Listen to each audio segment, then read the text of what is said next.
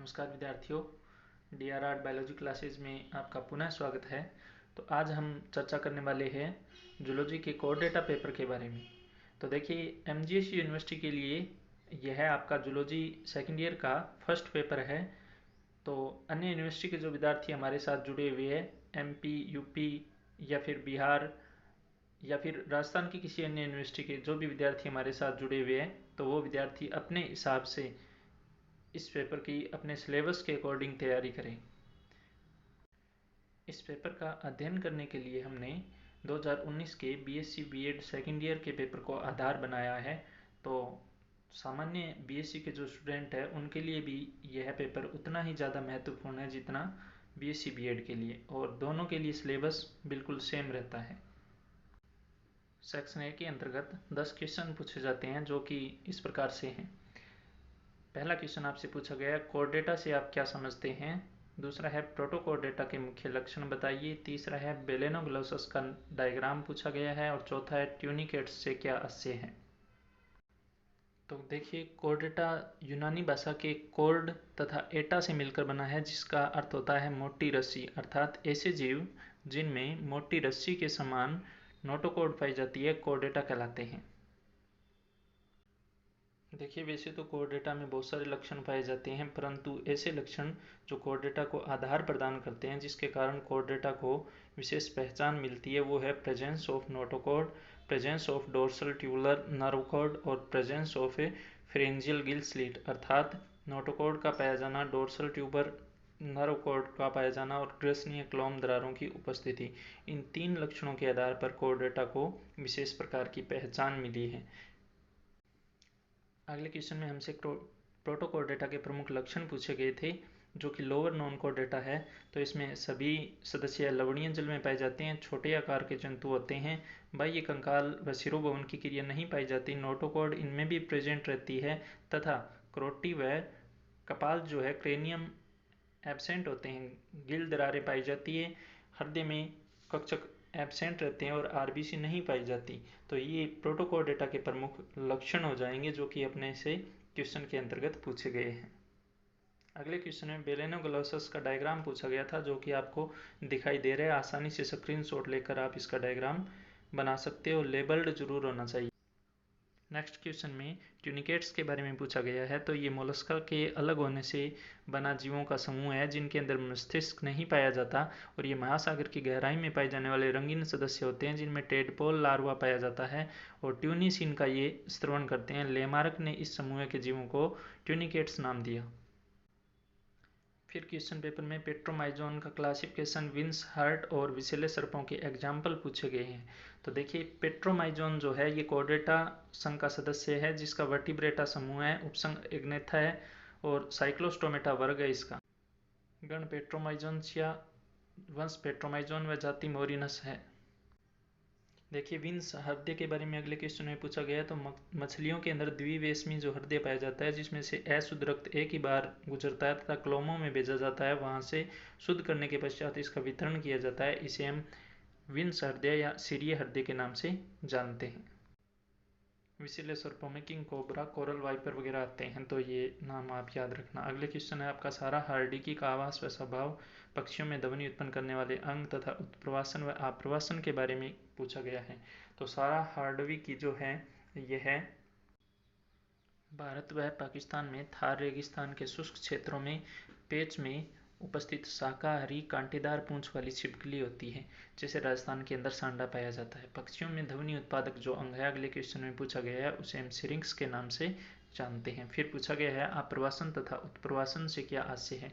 तो देखिए, पक्षी अपनी आवश्यकताओं की पूर्ति करने के लिए, प्रजनन के लिए, भोजन के लिए अपने क्षेत्र विशेष को छोड़कर किसी अन्य क्षेत्र विशेष पर गमन करते हैं, अस्थायी प्रवास करते हैं, जिसे हम प्रवसन के नाम से जानते हैं, माइग्रेशन के नाम से जानते हैं। और प्रव्रजन के दौरान अगर पक्षी कहीं से आकर किसी स्थान पर रहते हैं तो इसे हम आप्रवासन कहते हैं, और अगर किसी स्थान को छोड़कर जाते हैं तो इसे हम उत्प्रवासन के नाम से जानते हैं। तो इस प्रकार से हमारे पार्ट ए या सेक्शन 1 के 10 क्वेश्चन कंप्लीट हो जाते हैं। सेक्शन बी में क्वेश्चन पूछे गए हैं, वर्ग मेमेलिया के लक्षण व क्लासिफिकेशन। तो क्लासिफिकेशन यहाँ आपको शो किया जा रहा है, तो आप इसको देखकर स्क्रीनशॉट लेकर आसानी से याद कर सकते हो। क्योंकि क्वेश्चंस थोड़े बड़े रहते हैं तो इनका वर्णन मैं बहुत ज़्यादा यहाँ पे नहीं करवाऊँगा, क्योंकि वीडियो बहुत ज़्यादा लंबा हो जाएगा।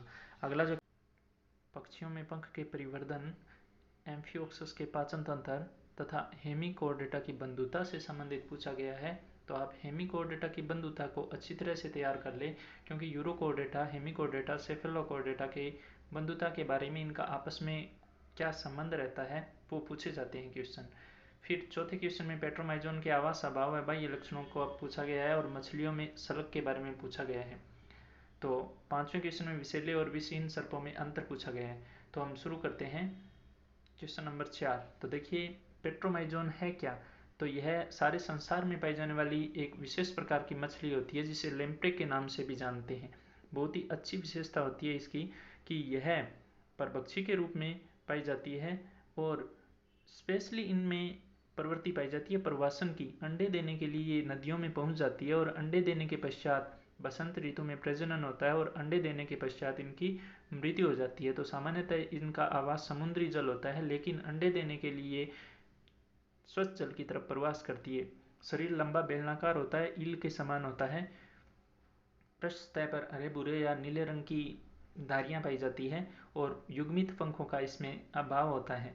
शरीर श्लेष्मी पाया जाता है। मुख की नेत्र तथा मुख छिद्र इसमें प्रमुख बाहरी तौर पर दिखाई देने वाली संरचनाएं होती हैं। तो इस प्रकार से हम कह सकते हैं कि लेम्प्रे या ईल प्रवासन करने वाली मछली होती है। अगला क्वेश्चन है आपका, मछलियों में कितने प्रकार के सलक पाए जाते हैं।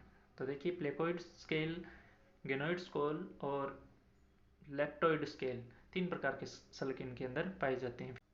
नेक्स्ट विषैले और विषहीन सर्पों के बारे में पूछा गया, इनमें डिफरेंस बताना है। आप इंडेक्स में देखकर इनका आसानी से आप अंतर याद कर सकते हो कि कौन कौन सी विशेषताएं जो जहरीले सांपों में पाई जाती है और अविषालु सांपों के अंदर प्रेजेंट होती है। इनके एग्जाम्पल भी आपको अच्छी तरह से याद रखने हैं। इसके अथवा में एम्फीबिया में पैतृक संरक्षण के बारे में पूछा गया है कि किस प्रकार से एम्फीबिया के सदस्य अपने बच्चों की देखभाल करते हैं, पालन पोषण करते हैं, सुरक्षा करते हैं। फिर आपसे पूछा गया है पक्षियों में वायुकोश तथा उड़ान अनुकूलन के बारे में। तो देखिए पक्षियों के अंदर वायुकोश कितने प्रकार के पाए जाते हैं, किस किस प्रकार की इनके अंदर संरचना होती है, कौन से कार्य करने में ये सहायक होते हैं, तो ये आपको दिया जा रहा है। तो आप स्क्रीनशॉट लेकर इनका अध्ययन कर सकते हो। अगले क्वेश्चन में अपने सी पार्ट के अंतर्गत हर्डमानिया के एसिडियन टेडपोल लार्वा में कायांतरण के बारे में पूछा गया है। तो ये एसिडियन लार्वा के अंदर कायांतरण बहुत ज़्यादा इंपॉर्टेंट है आपके लिए। तो 2 प्रकार का होता है, ये रिट्रोग्रेसिव और प्रोग्रेसिव। रिट्रोग्रेसिव में क्या होता है, उल्टा कायांतरण होता है, अर्थात यहाँ लार्वा जो होता है वो वयस्क से ज़्यादा विकसित होता है। तो यह हर्डमानिया के अंदर पाया जाता है, अर्थात यहाँ जो टेडपोल लार्वा होता है हर्डमानिया का, यह तो विकसित होता है, स्वतंत्र होता है, गतिशील होता है, जबकि इसकी जो वयस्क अवस्था बनती है यह क्या होती है, स्थायी होती है, स्थानबद्ध होती है। तो आपको स्क्रीनशॉट लेते हुए इनका अच्छी तरह से अध्ययन करना है। काफ़ी ज़्यादा इम्पोर्टेंट क्वेश्चन है ये और बार बार क्वेश्चन पेपर के अंदर पूछा जाता है। आपको ध्यान ये रखना है कि कौन से लक्षण लार्वा से वयस्क बनने के दौरान लुप्त होते हैं और कौन से नए लक्षण लार्वा से वयस्क अवस्था में परिवर्तन के दौरान प्रकट होते हैं। तो ये आपको अच्छी तरह से हर्डमानिया के अंदर याद रखना है। क्वेश्चन को सीधा ही पूछ लिया जाता है कई बार, कायांतरण से क्या आशय है, प्रतिगामी तथा परगामी कायांतरण को समझाइए। तो भी आपको हर्डमानिया का एग्जाम्पल लेकर इसका वर्णन करना है। आप अच्छी तरह से इसका वर्णन कर सकते हो कि किस प्रकार से कायांतरण पाया जाता है। तो देखिए जीवों में लार्वा से वयस्क अवस्था का बनना ही कायांतरण कहलाता है। नेक्स्ट क्वेश्चन में होप्लोबेट्रक्स टिग्रिनेस पीला मेंढक जो है ललन टॉप के नाम से जिसे हम जानते हैं देसी भाषा के अंदर, उसमें मूत्रजनन तंत्र को समझाना है तथा अंतिम क्वेश्चन में खरगोश में श्वसन तंत्र को समझाना है। तो ये अपनी बुक से आप अच्छी तरह से तैयार कर सकते हो। तो ये था अपना कोर्डेटा का पेपर, जिसे बहुत ही कम समय में प्रीव्यू के रूप में कंप्लीट करने का प्रयत्न किया गया। अगर जानकारी पसंद आई हो तो लाइक तथा शेयर जरूर कर दीजिएगा और विस्तृत सिलेबस के अध्ययन के लिए आप इस YouTube चैनल को ज्वाइन कर सकते हैं। तमाम बच्चों का जुड़े रहने के लिए धन्यवाद, शुक्रिया। जय हिंद, जय भारत, वंदे मातरम।